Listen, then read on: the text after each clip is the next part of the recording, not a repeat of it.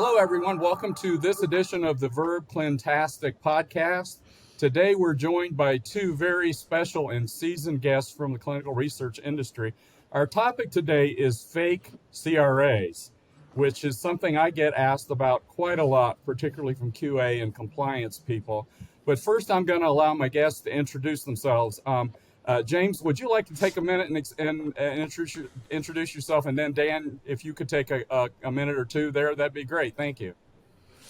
Sure. So look, my name's James Fowl. I'm one of the founders and directors at Huxley Morton. We are a clinical research focused recruiting or staffing business that are typically placing the likes of CRAs, clinical project managers. That clinical vertical effectively is our main wheelhouse. More than happy to jump in on this topic. It's something I come across quite a lot, and it's always an interesting one. Appreciate you having me on. Welcome, James. Dan? Yeah, I'm Dan Sfera, so I have a YouTube channel since 2010 where I talk about the fundamentals of clinical research. Because of that, we got into some CRC Academy, where we have legitimate training programs with legitimate internship for our CRA and CRC Academy graduates. I also am a site owner since 2005 and have owned several sites since that time. Well, great. Thank you, Dan. It's nice to have you both on. I'm going to throw the topic to James first. James, so in the industry, maybe you can kind of set the tone by this, talking about what's the difference between padding a CV and a fake CV?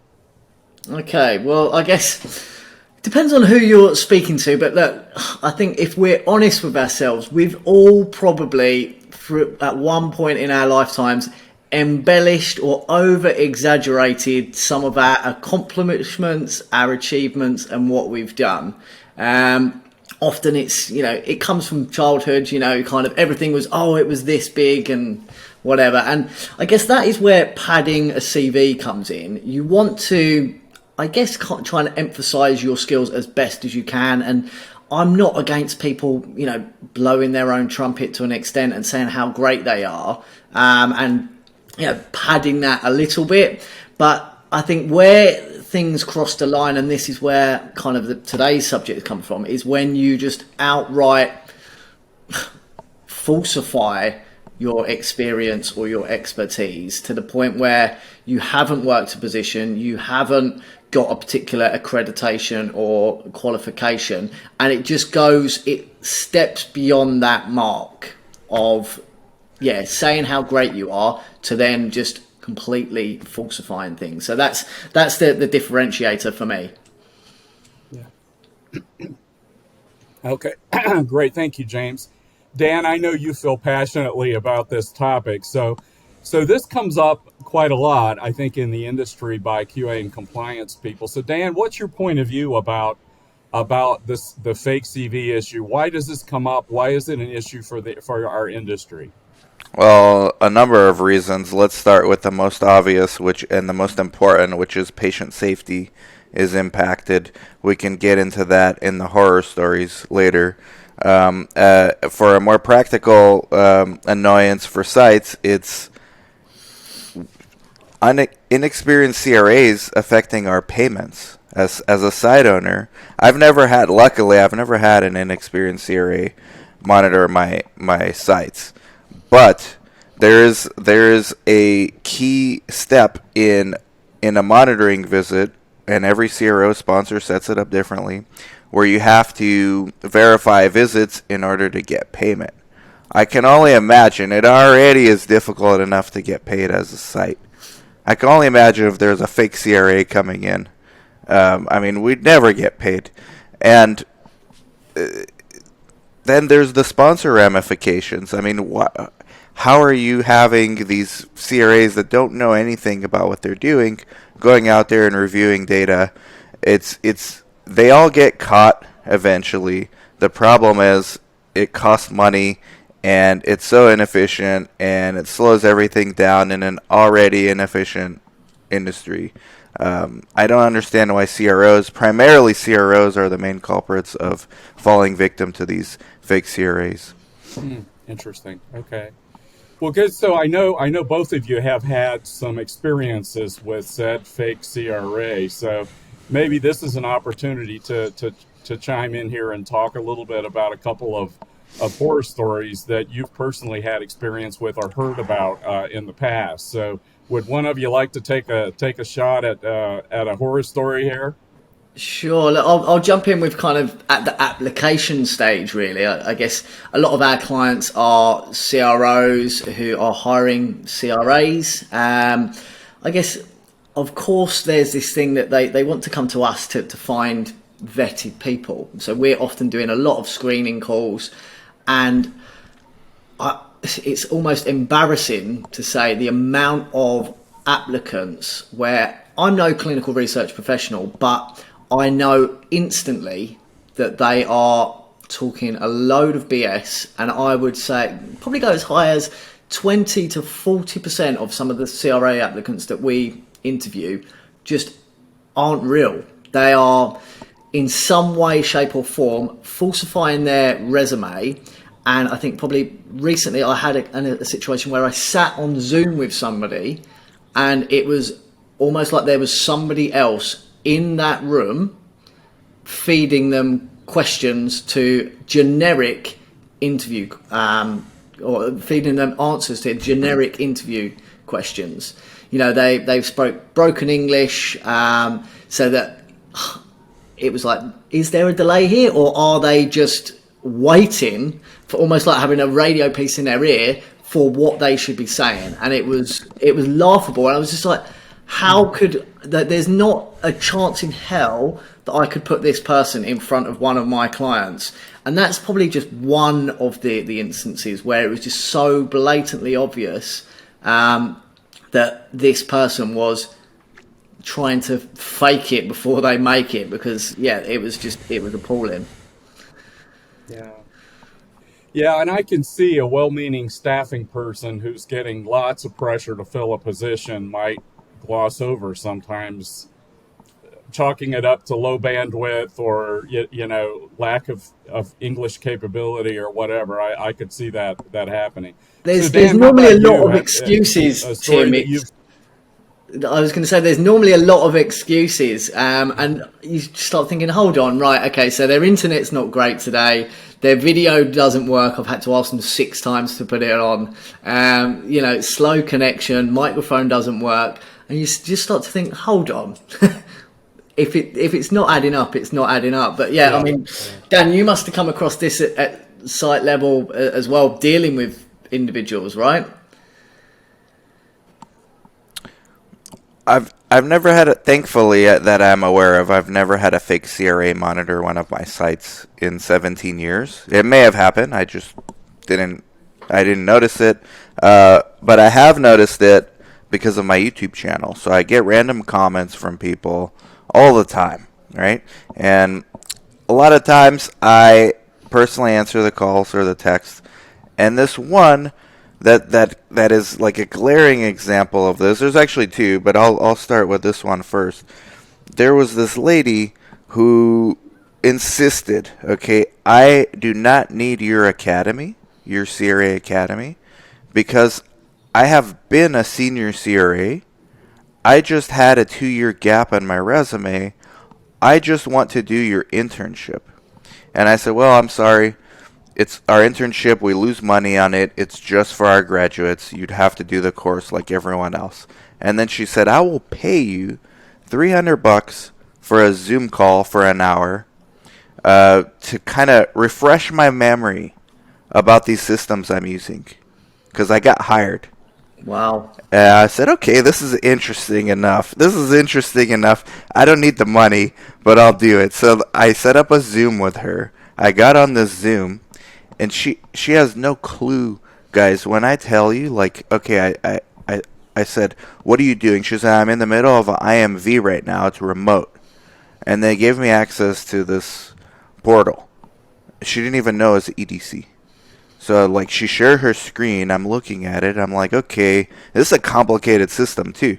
There's a EDC, there's a CTMS, there's, like, eSource, eReg. She has all these platforms. And she doesn't know what each one does. She doesn't know the purpose of these things. And this is the first time I'm looking at it, and I'm taking me, like, 15 minutes just to figure out what you need to do. And then I'm like, okay, so which sites are your sites? And she said, well, I don't know, but today I'm monitoring this one. So we look at that site. There's like 30 patients in this system. Nothing's been monitored. Breast cancer study. Wow. Breast cancer study, guys. She has no clue. Forget about research fundamentals, right? Forget about she doesn't know what's a 1572, what's a delegation log, what's a SAE. She doesn't even know breast cancer, like medications. ConMeds, she has no clue of what's this concept. And I said, look, what do you mean you don't know this stuff? Like, I'm not going to sit here. First of all, it's going to take me 8 hours to monitor this. I'm not going to do this. Second of all, you need to resign, like, today. You need to just say you have something happen. You got to move back to your country. She was an immigrant. I said, look, like, I'm not judging you. You obviously... And she was trying to lie to me on the Zoom that she knows what she's doing. I said, look, stop the charades. You don't know what you're doing. Somebody got you this job. And she confessed. A friend of mine works at this CRO. They got me the inroad to get hired. They did my reference checks. Fake CRO. Picked up the phone. Said I'm a great employee. Fake pay stubs. All that stuff. So here she is monitoring a super important study where patients are on the line. Literal patients are there that she is the last line of defense for safety. If the coordinators and PIs don't know what they're doing or make a mistake, the CRA is the one that's supposed to catch those potentially life jeopardizing things. Like, what if the patient was randomized with a prohibited med? That has safety implications. Like, if the PI and CRC, because they're busy, they forget this stuff. She was supposed to catch it. And she's useless. She's a liability, as a matter of fact, because that site's not going to get paid because she doesn't know how to go in there and click that she verified these visits. So I said, look, I'm done with you. You're a liar.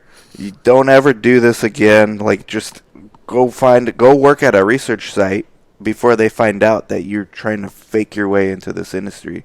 I don't know what happened to her. That's one example. I'm sure this stuff happens on a regular basis.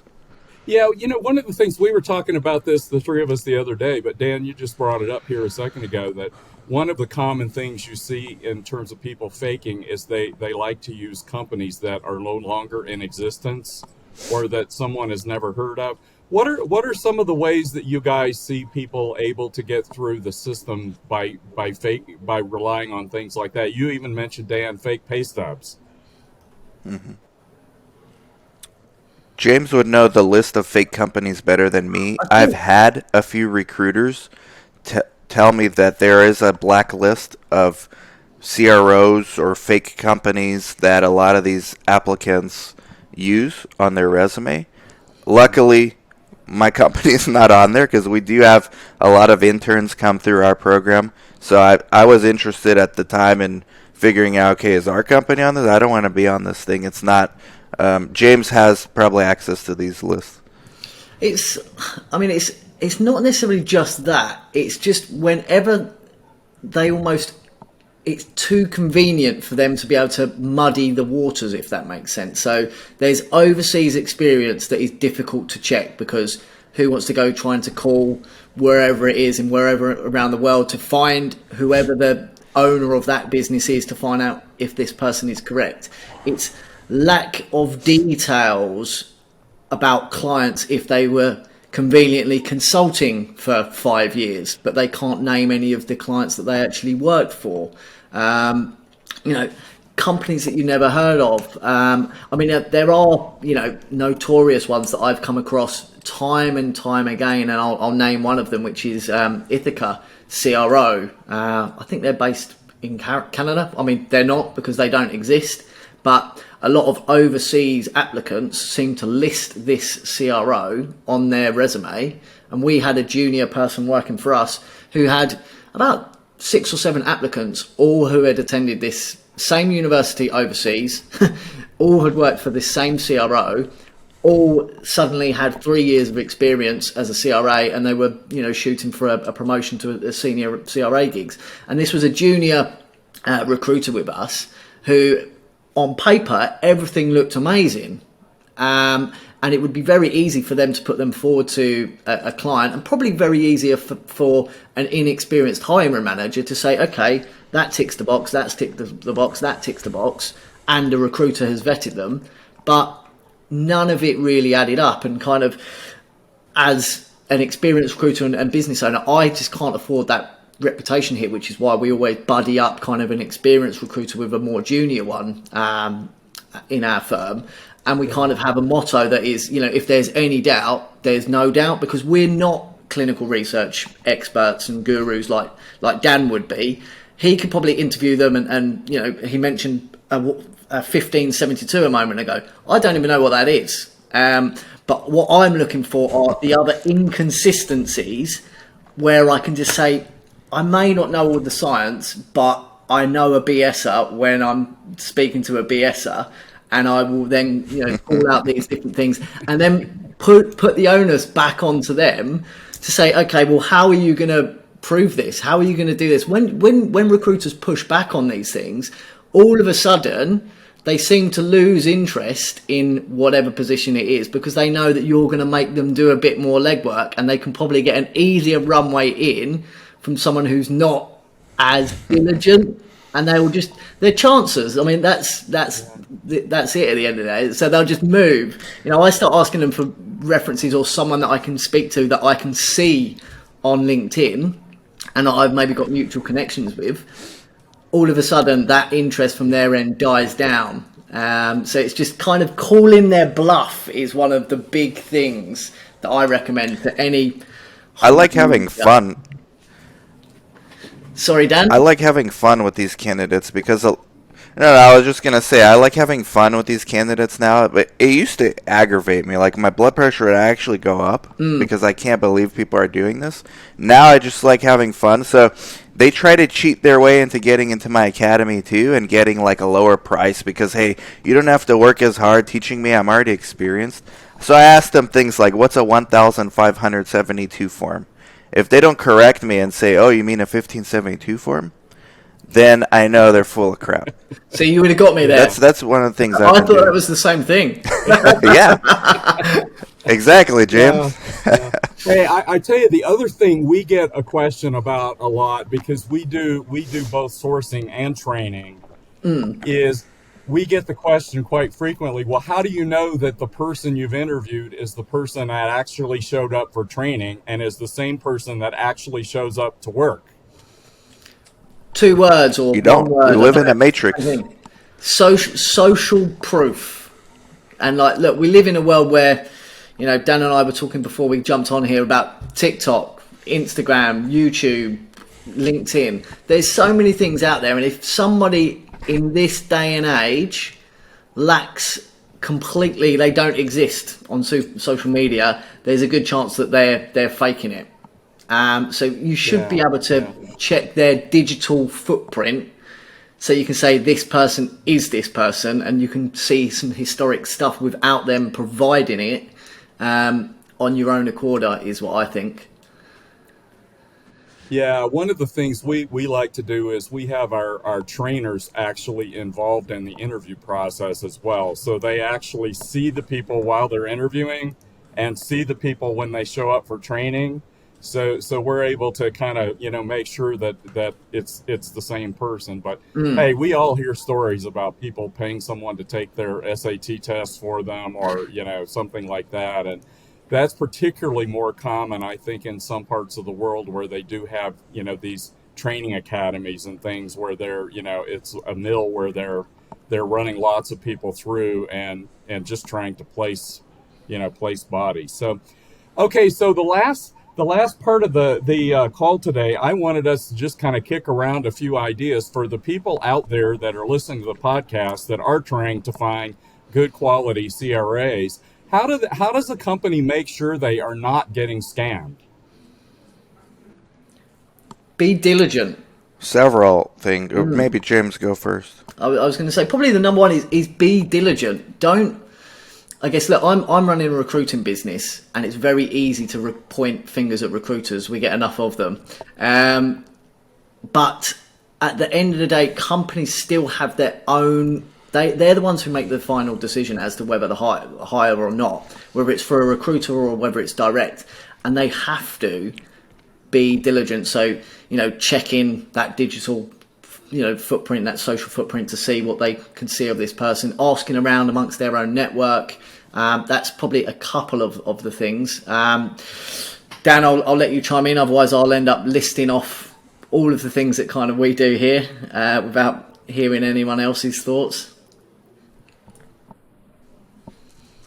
I mean, you brought up a good point about social proof. I actually think LinkedIn in our industry is used heavily enough to where job recruiters or employers can mandate that their candidates have a LinkedIn profile with a picture, and their resume on LinkedIn should back their real resume. I mean, you can still fake it, but it's a little harder to fake it when you're putting yourself out there. Other people can go expose you if you are putting fake information on there. There's also like nuances to this. So we've listed like the glaringly obvious examples of fake candidates.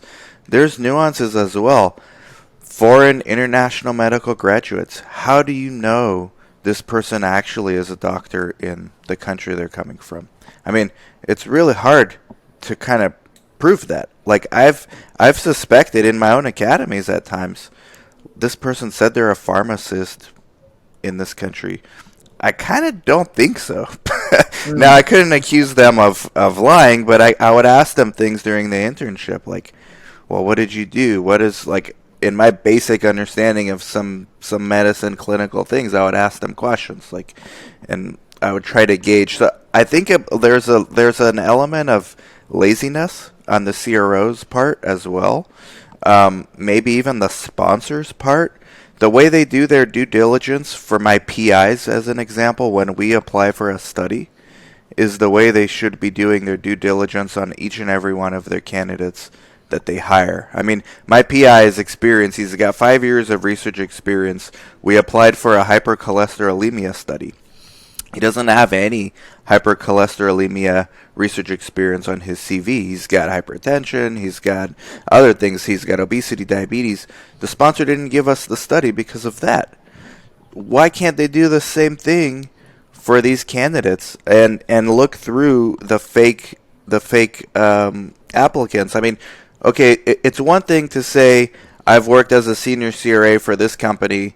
That already sounds suspicious. Well, where's the studies on your resume? Let's look up those studies. Are they on clinicaltrials.gov? What was the drug? Oh, you can't put the drug? Okay, well, can you tell me what some of the endpoints were? What were some of the exploratory endpoints of this study? No? Oh, you don't know what that is? It sounds like you don't even know what that is. What were some of the main assessments in this indication? Every therapeutic area has assessments that are unique to that therapeutic indication that majority of the studies utilize. Schizophrenia, it's positive and negative symptoms of schizophrenia. Pain, it's WOMAC. Why aren't these job recruiters doing this? Or why aren't the sponsors doing it? I've heard of cases where CROs would hire these fake CRAs, and the sponsors do their job, do their due diligence, look at every single CRA's resume, and say, no, I don't know who the hell this person is, and I don't want them on my study. It happens, but it's rare. That's what needs to be done. Kind of as a collaborative, everyone needs to do their part and do their checks. And I think the other thing that probably is overlooked is that sometimes people are so good at this and everything looks perfect, but then probably the thing that sticks out for us is that their financial expectations don't align. So if you've got a really good CRA on paper and their financial expectations aren't through the roof, that might be a concern for me, because I would think You should be in such demand that you should be charging way more or valuing yourself way more than what you're quoting me. So again, if it seems too good to be true, it normally is. So that would be another, probably a big red flag that is sometimes overlooked. Because I've had our own team come to me and said, oh, I found this person, they've got 5 years oncology monitoring experience, they've done phase 1 to 3, they've done this, they've kind of ticked all of our clients' boxes. I'm like, that's amazing. How much are they looking for? And they're like 75k. I'm like, not a hope in hell. Like, they would be wanting way in excess of 100. Like, that person is, they don't know what they're talking about. They've falsified it too well, but they haven't looked into what the pay scales with that someone of that level of expertise should be commanding. So that's probably another overlooked one. There is the financial expectations. Interesting. Yeah. Any other thoughts that you guys have on other ways that you can keep from getting scammed? And so that's probably most of them. So, I mean, just a recap for the viewers or the listeners here is kind of look out for probably lack of online presence, companies you've never heard of, companies that are difficult to check whether they're still in existence or whether they've been bought out or merged. So it's hard to find the former line managers of people. Lack of details about clients when they've been consulting,